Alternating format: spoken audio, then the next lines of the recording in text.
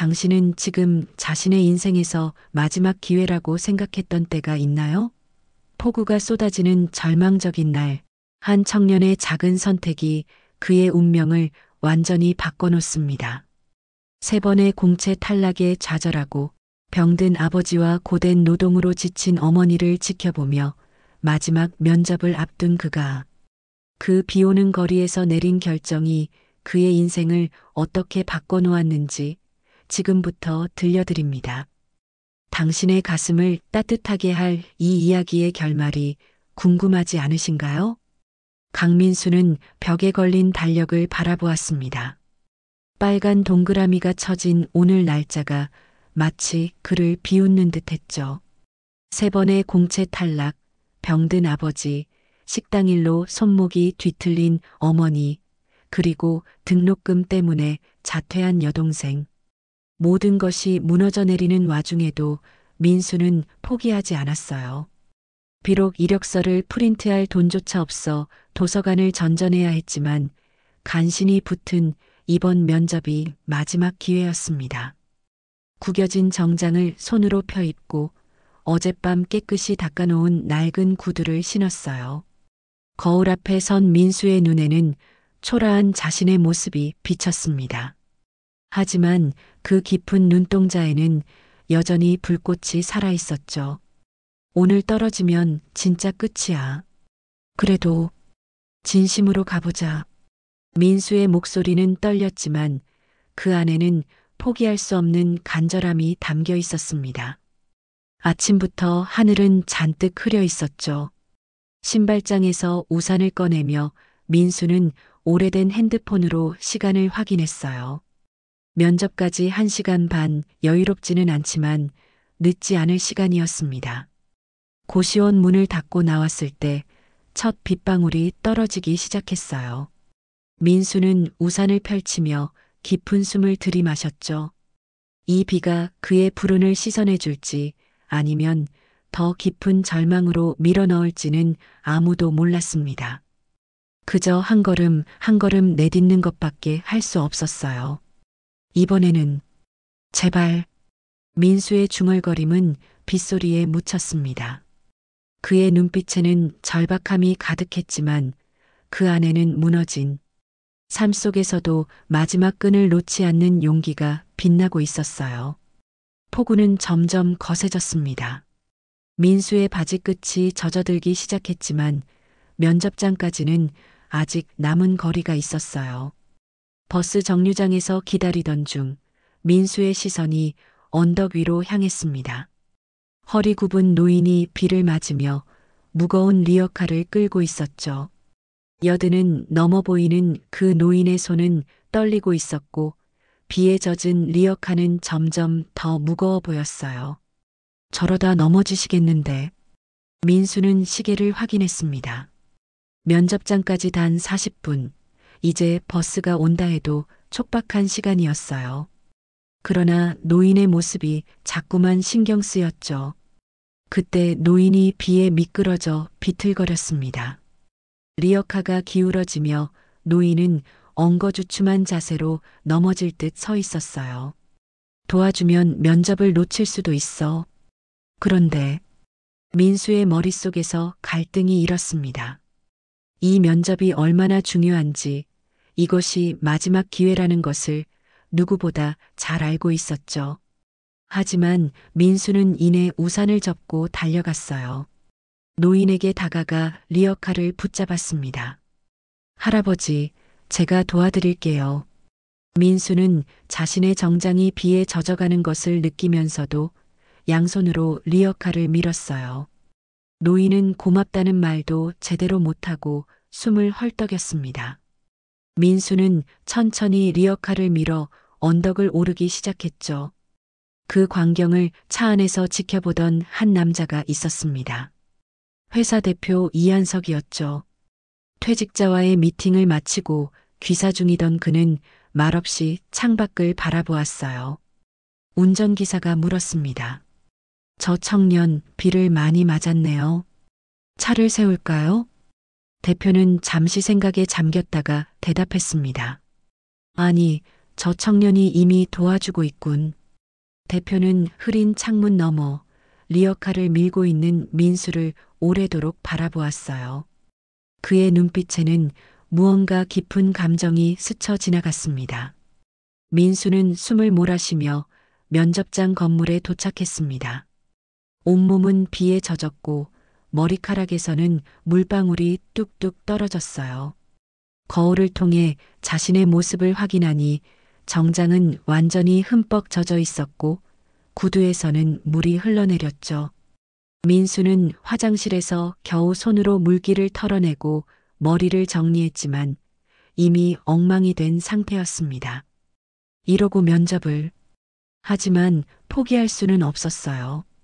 민수는 깊은 숨을 들이마시고 면접실 앞에 도착했습니다. 문을 열자 정숙한 면접실, 단정한 정장 차림의 지원자들 사이에서 그는 너무도 눈에 띄었죠. 모두의 시선이 비에 젖은 민수에게 향했습니다. 민수는 자리에 앉았어요. 손은 떨렸고 심장은 터질 듯이 뛰고 있었습니다. 옆자리의 지원자들이 수군거리는 소리가 들렸죠. 그때 한 지원자가 킬킬 웃으며 말했습니다. 면접 보는데 꼴이 그게 뭐예요? 이력서 대신 무용담 쓰셨어요? 좌중에서 웃음소리가 터져 나왔어요. 민수는 수치심에 고개를 떨구었지만 이내 담담히 고개를 들고 말했습니다. 죄송합니다. 그냥 비 오는 길에 리어카 끌던 어르신을 보고 도와드렸습니다. 그게 맞는 일이라 생각했어요. 민수의 목소리는 조용했지만 흔들림이 없었죠. 그 순간 면접실 뒤편에서 조용히 문이 열렸어요. 대표 이한석이 들어왔습니다. 아무도 예상하지 못한 대표의 등장에 면접관들은 물론 지원자들도 모두 긴장했죠. 대표는 조용히 민수를 바라보며 뒤쪽 자리에 앉았습니다. 그의 표정은 읽을 수 없었지만 눈빛은 깊고 날카로웠어요. 민수는 자신을 향한 대표의 시선을 느꼈지만 눈을 마주칠 용기가 없었습니다. 그저 주눅 들지 않으려 애쓰는 눈빛으로 면접관의 질문에 집중했죠. 면접이 시작되었고 지원자들은 차례로 자기소개를 했습니다. 민수의 차례가 다가올수록 그의 심장은 더 빨리 뛰었어요. 하지만 그 전에 대표 이한석이 갑자기 입을 열었습니다. 잠시만요. 방금 웃던 분. 이름이? 면접실은 순간 얼어붙은 듯 했어요. 민수를 비웃었던 남성이 어색하게 일어섰습니다. 그의 얼굴이 창백해졌죠. 김준호입니다. 대표는 냉정한 눈빛으로 그를 바라보며 천천히 말했어요. 김준호 씨, 젖은 옷은 마르면 됩니다. 하지만 젖은 인격은 마르지 않죠. 대표의 목소리는 조용했지만 그 무게감은 면접실 전체를 짓누르는 듯 했습니다. 모두가 숨을 죽인 가운데 대표는 차갑게 말을 맺었어요. 당신은 우리 회사에 어울리지 않습니다. 지금 퇴실하세요. 면접실은 얼음장처럼 조용해졌습니다.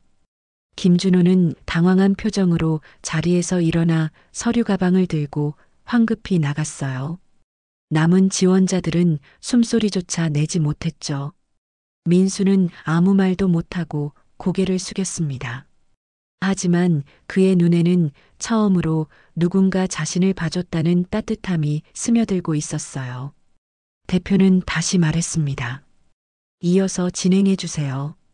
그리고 젖은 옷에 신경 쓰지 마십시오. 우리는 사람을 보는 회사니까요.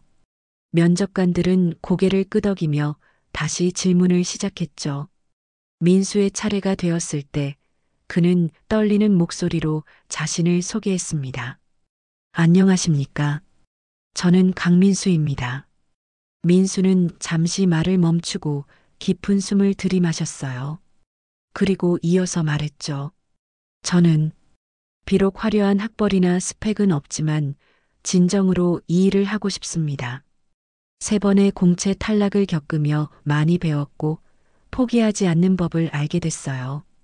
어떤 상황에서도 최선을 다하는 사람이 되겠습니다. 민수의 목소리에는 진심이 묻어났습니다. 대표 이한석은 무표정한 얼굴로 그를 지켜보았지만 그 눈빛 속에는 무언가 다른 감정이 담겨 있었어요. 면접이 끝나고 일주일이 지났습니다. 민수는 고시원 책상 앞에 앉아 핸드폰을 붙잡고 있었어요. 매일 이메일과 문자를 확인하는 것이 일과가 되었죠. 오늘도 어김없이 메일함을 열어보았습니다. 그때였어요. 새로운 메일이 도착해 있었습니다. 발신자는 한일기업 인사팀. 민수의 손이 떨렸어요. 메일을 열자 첫 줄이 보였습니다. 강민수님 합격을 진심으로 축하드립니다. 순간 눈앞이 흐려졌습니다. 민수는 자신의 눈을 의심했어요. 다시 한번 읽어보았죠. 분명히 합격이라는 글자가 있었습니다. 웃음과 눈물이 한꺼번에 터져 나왔어요.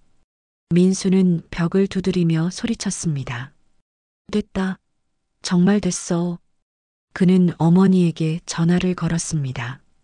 어머니는 식당에서 일하고 있었을 테지만 이 소식은 지금 당장 전해야 했어요. 엄마, 나 합격했어. 이제 진짜 시작이야. 전화기 너머로 들려오는 어머니의 흐느낌 소리에 민수도 울음을 참지 못했습니다. 그동안 얼마나 많은 좌절과 아픔을 견뎌왔는지 그 시간들이 주마등처럼 스쳐 지나갔어요. 아버지께도 꼭 말씀드릴게요. 이제 치료비도 제가 도울 수 있을 거예요. 민수는 창밖을 바라보았습니다. 마침 비가 내리기 시작했어요. 지난번 그 폭우가 내리던 날처럼. 하지만 이번에는 그 비가 그에게 새로운 시작을 알려주는 것만 같았죠. 비 오는 날이 이렇게 좋을 수도 있구나. 민수는 작은 고시원 창문에 이마를 기대고 빗방울이 유리창을 타고 흐르는 모습을 바라보았습니다. 그 순간만큼은 온 세상이 그의 것인 듯한 기분이 들었어요. 입사 첫날 민수는 일찍 회사에 도착했습니다. 새 정장을 입고 새 구두를 신은 그의 모습은 한 달 전과는 완전히 달랐어요. 그러나 그 안의 진심은 변하지 않았죠. 민수는 열정적으로 업무를 배우고 동료들과 소통하며 빠르게 회사에 적응해 나갔습니다. 2달이 지난 어느 날 민수는 대표실로 불려갔어요. 긴장된 마음으로 문을 두드렸죠. 들어오세요. 대표 이한석의 목소리가 들렸습니다. 민수는 조심스럽게 문을 열고 들어갔어요. 앉으시죠, 강민수 씨. 민수는 대표 앞에 앉았습니다. 대표는 잠시 그를 관찰하듯 바라보다가 말했어요. 적응은 잘 되고 있나요? 네, 감사합니다. 많은 것을 배우고 있습니다. 대표는 고개를 끄덕였습니다. 그리고 서랍에서 서류 하나를 꺼내 민수에게 건넸어요. 이건 민수는 서류를 받아들었습니다. 가족 의료 지원 프로그램이라는 제목이 쓰여 있었어요. 우리 회사에는 직원 가족의 의료비를 지원하는 프로그램이 있습니다. 아버님 치료에 도움이 될 거예요. 민수는 놀란 눈으로 대표를 바라보았습니다. 자신의 가정 사정을 어떻게 알았는지 의아했지만 그보다 더 큰 감사함이 밀려왔어요. 그리고 대표는 말을 이었습니다. 여동생 학업도 중요하죠. 우리 회사 장학 프로그램에도 추천해뒀습니다. 민수의 눈에 눈물이 고였어요. 대표는 미소를 지으며 말했습니다. 기숙사도 준비되어 있어요. 고시원에서 나와도 좋을 것 같네요. 민수는 말을 잇지 못했습니다. 너무도 갑작스러운 배려에 어떻게 반응해야 할지 몰랐죠. 저를 왜 이렇게까지... 대표는 말없이 웃으며 대답했어요. 내가 젊었을 땐 나도 한 사람 덕분에 일어섰거든. 이젠 내가 그럴 차례지. 민수는 그제서야 깨달았습니다. 대표가 자신에게 보이는 관심은 단순한 연민이 아니라 누군가에게 받은 은혜를 다시 베푸는 것이었어요.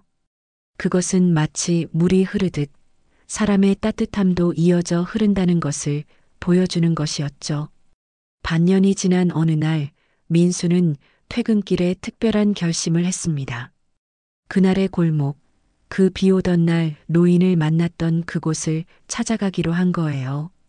손에는 따뜻한 귤 한 봉지를 들고 있었죠. 골목을 지나 언덕에 도착하자 민수는 반가운 얼굴을 발견했습니다. 여전히 리어카를 끌고 있는 할아버지였어요. 민수는 조심스럽게 다가갔습니다. 할아버지, 안녕하세요. 기억하실지 모르겠지만 몇 달 전 비 오는 날 리어카 밀어드렸던 사람입니다. 노인은 잠시 민수를 바라보더니 밝게 웃었어요. 아, 그때 그 젊은이. 그래, 어떻게 지내나? 민수는 귤 봉지를 건네며 말했습니다. 덕분에 잘 지내고 있어요. 사실, 그날 어르신 덕분에 제 인생이 달라졌어요. 민수는 그날 있었던 일과 합격 소식, 그리고 대표와의 만남에 대해 이야기했죠. 노인은 주름진 얼굴에 미소를 지으며 고개를 끄덕였습니다. 그건 자네가 사람으로 살았기 때문일세. 세상은 그런 식으로 돌아가는 법이야. 민수는 노인이 리어카를 끌고 집으로 돌아가는 것을 도와드렸어요. 노인의 작은 집 앞에 도착하자 그는 민수에게 물었습니다. 젊은이, 이름이 뭐라고 했나? 강민수입니다. 민수야, 기억해라. 물방울이 모여 강을 이루듯 작은 친절이 모여 세상을 만드는 거야. 자네는 그 물방울이 되었어. 민수는 그 말에 깊은 울림을 느꼈습니다.